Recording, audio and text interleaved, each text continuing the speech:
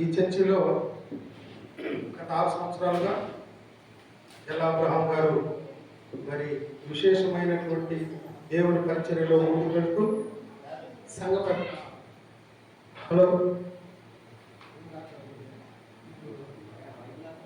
సంఘ పెద్దల సహకారం, సంఘస్థుల సహకారం, మరి ప్రతి సంవత్సరం క్రిస్మస్ అప్పుడు, సెమీ క్రిస్మస్ అప్పుడు, ఈస్టర్ పండుగప్పుడు, జనవరి పండుగప్పుడు, ఈ పండుగలన్నింటి సందర్భాల్లో పెద్ద ఎత్తున భోజన కార్యక్రమాలు పక్కన పెట్టండి, భోజన కార్యక్రమాలతో పాటు బాగా యాక్టివ్ కార్యక్రమాలు చేస్తూ మిగిలినటువంటి దైవ సేవకులందరినీ కూడా పిలుస్తూ అనేక సందర్భాల్లో మరి కొత్త సంఘాల్లో ఉన్నటువంటి వాళ్ళని కూడా పిలిచి మంచిగా ఈ కార్యక్రమాలు చేస్తూ ఈ చర్చి ఆవరణలో చక్కగా దేవుడి యొక్క ప్రేమను పొందుకునే వాక్య భాగాలను తెలియజేస్తూ ముందుకు వెళ్తా ఉన్నాడు.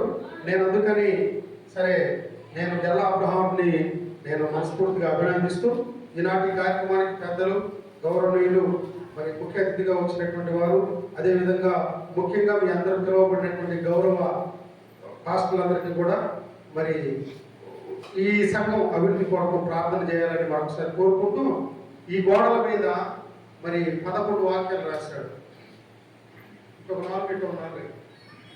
జనరల్గా నేను సహజంగా ముందు అంటే దేవుడి పరిచర్యలకు రాకముందు చాలా సాంస్కృతిక కార్యక్రమాలు, పౌరాణిక, జానపద ఇట్లాంటి కార్యక్రమాల్లో చాలా భారీ ఎత్తుగా చాలా జిల్లాల్లో పాల్గొని చేశాను.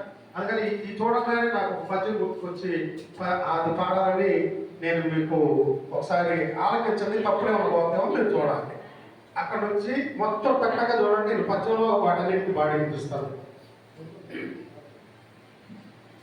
అక్కడ మనుషులను నమ్ముకుంట కంటే దేవుని ఆశ్రయించడం మేలు అన్న అక్కడ దగ్గర నుంచి స్టార్ట్ చేద్దాం. ఓకే, మనుషులను నమ్ముకుంట కంటే దేవుని ఆశ్రయించుట మేలు. ఆరోగ్యము మన చేతుల్లో,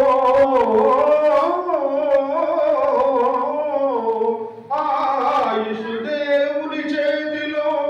కీడు చేయుట మాని మేలు చేయుట నేర్చుకునుము.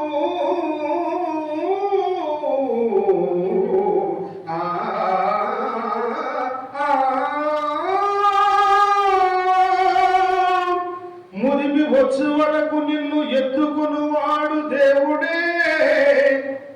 మన కోసమే జగమంతా, దేవుని కోసమే మనమంతా. దేవుని కార్యక్రమాలను అశ్రద్ధగా చేయువాడు శాపగ్రస్తుడగును. పాపము చేయు ప్రతివాడు ఆజ్ఞను అతిక్రమించును. ఆజ్ఞ అతిక్రమమే పాపము. అయితే హృదయము నిండిన దానిని బట్టి నోరు మాట్లాడును. దేవుని యందు భయభక్తులు కలిగి ఉండుట తెలివికి మూలము. పాపము వలన వచ్చు జీతము మరణము.